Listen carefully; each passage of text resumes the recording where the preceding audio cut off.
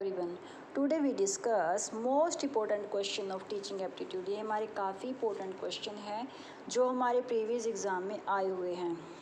Question से ये है कि हमारा सब जो भी हमने पढ़ा है वो सब टॉपिक हमारे क्लियर हो जाएंगे और हमें रियलाइज़ हो जाएगा कि हमारी जो प्रिपरेशन है वो कहाँ तक है। अगर आप इस वीडियो को देख रहे हैं तो जो पिछली वीडियो है हमारी वो सिलेबस की वो सारी देख लें, क्योंकि उससे आपके कॉन्सेप्ट सभी क्लियर हो जाएंगे। वो बहुत ही ईज़िली वे में बने हुए हमारे नोट्स हैं, आप उसे ईजी वे में समझ सकते हो। तो आइए स्टार्ट करते हैं। First question, the main aim of teaching is. ये क्वेश्चन दिसंबर 2014 में हमारा आया था। मेन एम क्या है टीचिंग का। आप ऐसा करें, ये क्वेश्चन के ये ऑप्शन बोल रही हूँ, आप पॉज करके वीडियो को देखें और ख़ुद कोशिश करें आंसर देने की। आफ्टर पे हम इसका आंसर मैं टिक करूँगी। To develop only reasoning, to develop only thinking, both A और B, to give information। कि क्या टीचिंग का एम सिर्फ रीजनिंग को डेवलप करना है, थिंकिंग को डेवलप करना है, या दोनों को डेवलप करना है, या सिर्फ ये हमें इंफॉर्मेशन देती है। तो इसका राइट आंसर है बोथ ए और बी। जो टीचिंग होती है उसको वो हमारे अंदर रीजनिंग भी डेवलप करती है और वो हमारी थिंकिंग को भी डेवलप करती है। The practical process of, next question is the practical process of imparting education is. ये आया था हमारा 2005 में, जून में। प्रैक्टिकल प्रोसेस में क्या होता है, मतलब ये वेरी क्रेडिबल है, ऑथेंटिक एंड रेगुलर है, या फिर नॉट फ्लेक्सिबल है। क्रेडिबल है बट नॉट रेगुलर है, नॉन ऑफ एबव है। तो सोचिए, और इसका आंसर है very credible, authentic and regular. इसका मीनिंग है जो हमारी प्रैक्टिकल नॉलेज होती है वो हम जानते हैं, सबसे विश्वसनीय मानी जाती है, क्योंकि वो हम स्वयं करके उसका देख लेते हैं। कोई भी काम है जब हम लर्निंग बाय डूइंग से करेंगे तो वो ऑलवेज बेस्ट ही होगा। तो ये बहुत ही क्रेडिबल होता है, ऑथेंटिक होता है और रेगुलर होता है, क्योंकि हम ये नहीं है, जो प्रैक्टिकल वे होता है वो ऑलवेज रेगुलर ही चलता है। ये तो नहीं है कि हम यार अब कर लिया 2-3 महीने वो पड़ा रहा तो वो तो काम नहीं था, उस पर तो हम रेगुलरली वर्क करते हैं, उसको देखते हैं। Next question is dynamic approach of teaching means. ये डायनेमिक मैंने पीछे बताया था कि हमारी जो स्टडी होती है वो डायनेमिक की होती है। इसका मीनिंग क्या है, ये पूछा गया था 2012 में, जून में आया था क्वेश्चन। इसके ऑप्शंस हैं, teaching should be forceful and of effective. Teaching कैसी फोर्सफुल होनी चाहिए, इफेक्टिव है, या teachers should be energetic and dynamic है, या topics of teaching should not be static but dynamic, the student should be required to learn through activities. तो क्या है इसमें, क्या आएगा डायनेमिक में? डायनेमिक में है ऑप्शन डी, जिसमें डायनेमिक वही मानी जाती है जो स्टैटिक नहीं है, जो फ्लेक्सिबल तो होती है पर ये हम एक्टिविटीज़ के थ्रू जिसमें हम सीखते हैं कुछ, उसमें वो डायनेमिक में आएगा। नेक्स्ट इज, अब ये क्वेश्चन पढ़ने के बाद लास्ट में मैं इसके आपको एक्सप्लेनेशन भी दे दूँगी, जिससे आपको इजीली क्लियर हो जाएगा। Which of the following is not a prescribed level of teaching.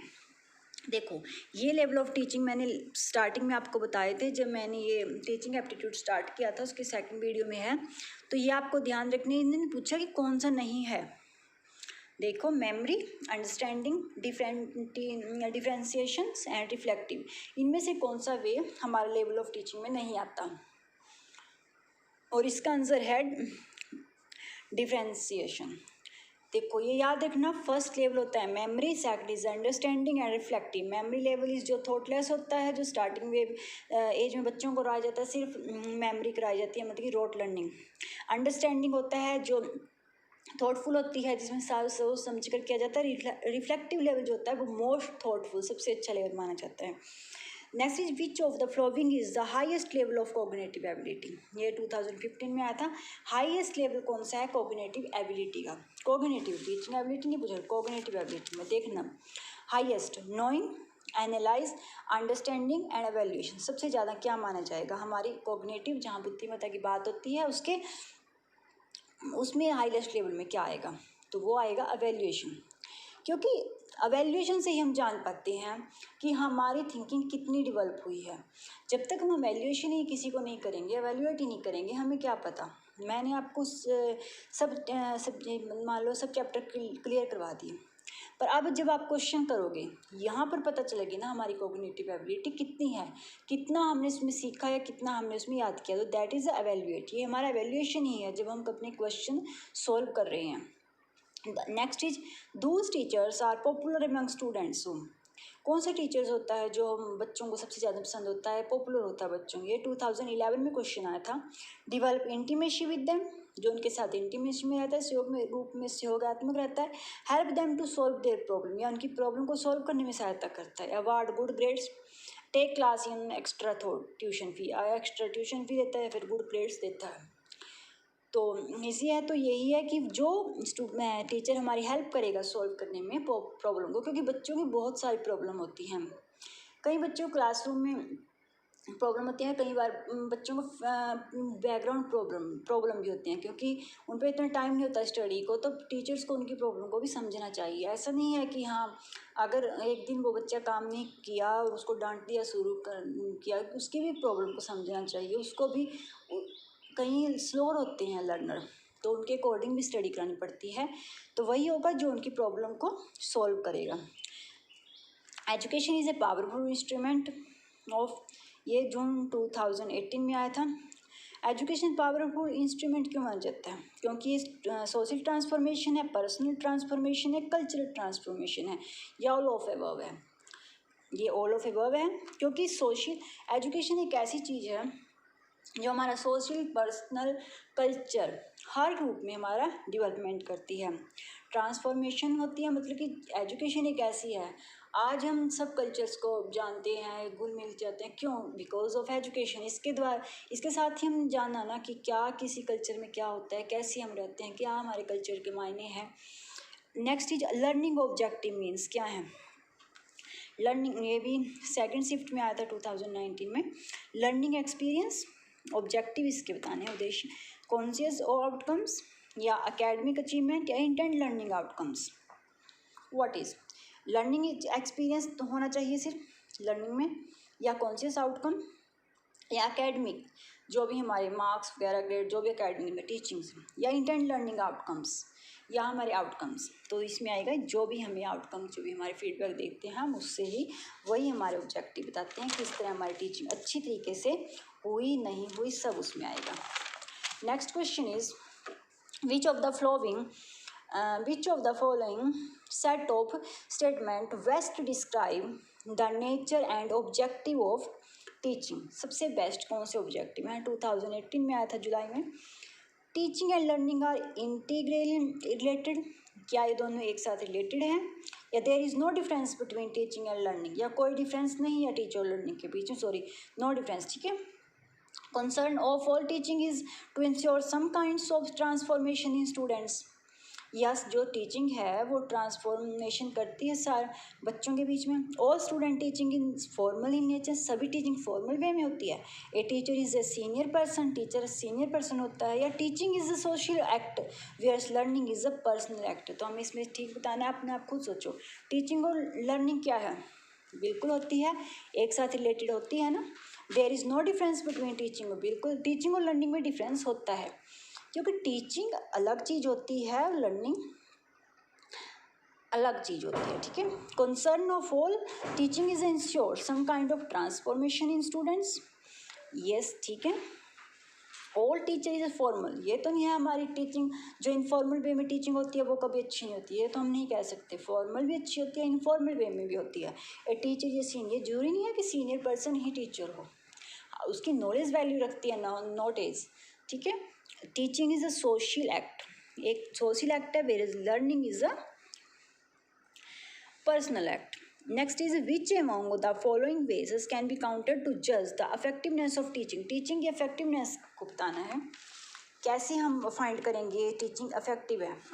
Means obtained, marks obtained by student in overall subject में कितने मार्क्स लिए हैं। Level of realisation of instruction objectives, जो भी हैं, टाइम टेकन बाय स्टूडेंट, कितना time देते हैं स्टडी को, या resource used by the teacher in teaching, teaching क्या रिसोर्स यूज़ कर रहा है teacher, regularity of student in class, या क्लास में रेगुलर टीचर स्टूडेंट आ रहा है।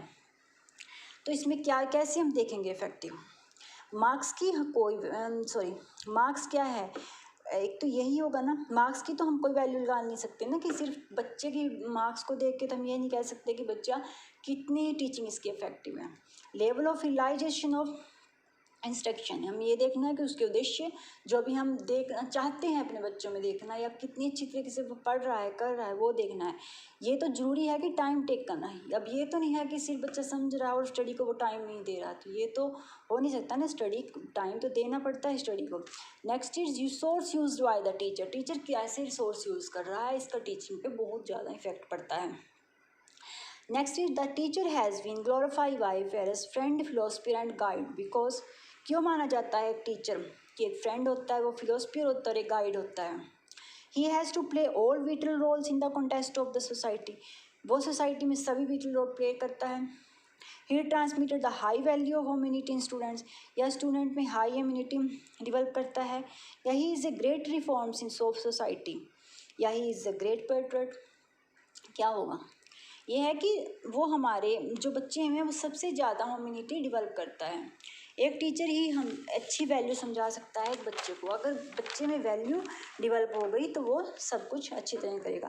अब हम क्वेश्चंस की एक्सप्लेनेशन देख लेते हैं जिससे आपको क्लियर, जिन क्वेश्चन की मुझे जरूरत लगी तो मैंने वो लिख दिया। क्वेश्चन 1 था हमारा जिसका ए और बी था आंसर, देख लेना पीछे। तो उसमें क्या था, क्या करता है एक टीचर, टीचिंग में the main aim of teaching is initiate the mind of learner, क्या करती है टीचिंग, एक ज्वलित करती है ना हमारे माइंड को, so that they become conscious seekers of knowledge and learn to think and reason with the facts and experience to know. Knowledge की एक कोर्सेज मतलब कि जिज्ञासा उत्पन्न करता है। क्वेश्चन 2 आंसर इसका था A, the practical process of imparting education is done on a regular basis on pre-scheduled time frame that covers objective based instruction in each subject, authentically planned the consistency of the process in meeting its objective and credibility। ये question था, बता देती हूँ मैं। जो question ए था, ए क्या थे, यही था ना कि रीजनिंग भी डेवलप करता है और थिंकिंग भी। नेक्स्ट है क्रेडिबल होती है, ऑथेंटिक और रेगुलर होती है, जो प्रैक्टिकल प्रोसेस होती है, ठीक है। थर्ड क्वेश्चन है, उसका आंसर था डी। थर्ड क्वेश्चन इज जो डायनेमिक प्रोसेस का था, ये था ना कि the student should be required to learn through activities, ये था ना। तो इसकी हम the student should be required to learn through activities के थ्रू सीखता है। Dynamic in terms of a process और system is characterized by the constant change, activity or progress. Teaching learning process is not static but constantly on the move. ये teaching learning जो process है वो static होती है, not static नहीं होती, always चलती रहती है, कॉन्टीन्यूस प्रोसेस होती है ये। क्वेश्चन 4 आंसर सी, इसका सी था आंसर। 3 लेवल ऑफ टीचिंग अभी बताया, memory level, understanding level, reflective level. Memory level किसने दिया था, हर वर्ड याद रखना है, जो लीस्ट थॉटफुल माना जाता है, मतलब इसमें थिंकिंग की कोई वैल्यू नहीं होती। अंडरस्टैंडिंग लेवल नोरिशन ने दिया जो कि थॉटफुल होता है, और रिफ्लेक्टिव लेवल सबसे मोस्ट थॉटफुल माना जाता है जो कि हंट ने दिया था। क्वेश्चन 5 आंसर डी, ये देख लेना, ब्लूम टैक्सोनॉमी से क्वेश्चन कई बार बन जाता है। जो हमने ये कहा था ना कि एवेल्यूएशन देखा जाता है सबसे ज़्यादा हाईएस्ट लेवल जो कोग्निटिव एबिलिटी में, तो ये ब्लूम ने दिया था।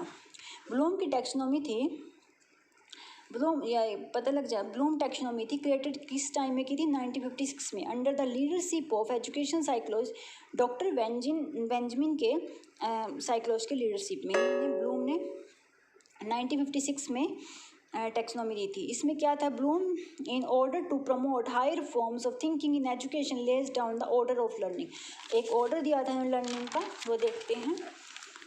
ब्लूम्स का जो डोमेन्स जो इसके अंडर हैं ये हैं, पहले ही उन्होंने ये दिया था, फिर इसमें थोड़ा रिवाइज की गई था। देखो इन्होंने जो स्टार्टिंग में ब्लूम्स की टैक्सोनॉमी थे उसमें उन्होंने कहा था सबसे पहले क्या होता है, नॉलेज, उसके बाद होता है कॉम्प्रिहेंशन, फिर उसको अप्लाई करते हैं, दैट इज़ एनालाइज, फिर सिंथेसिस, फिर एवेल्यूएशन। लास्ट में उन्होंने एवेल्यूएशन को वैल्यू दी थी कि सबसे ज़्यादा एवेल्यूएशन इफेक्टिव करती है। तो ये था। अब यही ध्यान रखना, जब अगर टैक्सोनॉमी पूछ लिया जाए, ब्लूम की टैक्सोनॉमी जब रिवाइज हुई तो उसमें क्या था, तो उसमें क्या उस सबसे पहले उन्होंने कहा था रिमेम्बरिंग, जब बच्चा याद करता है, फिर अंडरस्टैंड करना शुरू करता है, फिर उसको अप्लाई करता है, दैट इज़ एनालाइज, फिर एवेल्यूएशन और फिर क्रिएटिंग। ठीक है, ये था। नेक्स्ट इज क्वेश्चन 6 था, आंसर बी था, learner face many problems inside the classroom, outside the classroom, we like those teacher who always ready help for student. क्योंकि लर्नर्स के लाइफ में काफ़ी प्रॉब्लम्स होती हैं जो क्लासरूम के इनसाइड भी होती हैं और आउटसाइड भी। तो उसके अकॉर्डिंग जो टीचर हेल्प करता है स्टूडेंट की हर प्रॉब्लम को सॉल्व करने में, वही टीचर बेस्ट माना जाएगा। क्वेश्चन 7 था, आंसर था उसका D, education following A thoughtful design curriculum mainly through classroom teaching transform the students as a person, instilling positive traits and social cultural conscience in them. Students spread these in the society and bring about social culture transformation. तो question 8 था, उसका answer था D, mainly learning objective intended learning outcomes which we measure with evaluation at the end of the course। Syllabus के देखते हैं, वही outcomes हमें दिखाता है कि कितनी हमारी लर्निंग कितनी इफेक्टिव है, कितनी अच्छी तरीके से चल रही है, तभी हम देखते हैं। तो ये उसकी एक्सप्लेनेशन थी, ये मोस्ट इंपॉर्टेंट MCQ हैं। अगर आपको अच्छे लगे तो प्लीज़ लाइक कर दो। इसके बाद फिर हम और क्वेश्चन बनाएंगे, ये 11 क्वेश्चन से, पर इसमें आपके काफ़ी ये क्वेश्चन सॉल्व हो गए हैं। नेक्स्ट वीडियो में और क्वेश्चन देखेंगे। Thank you.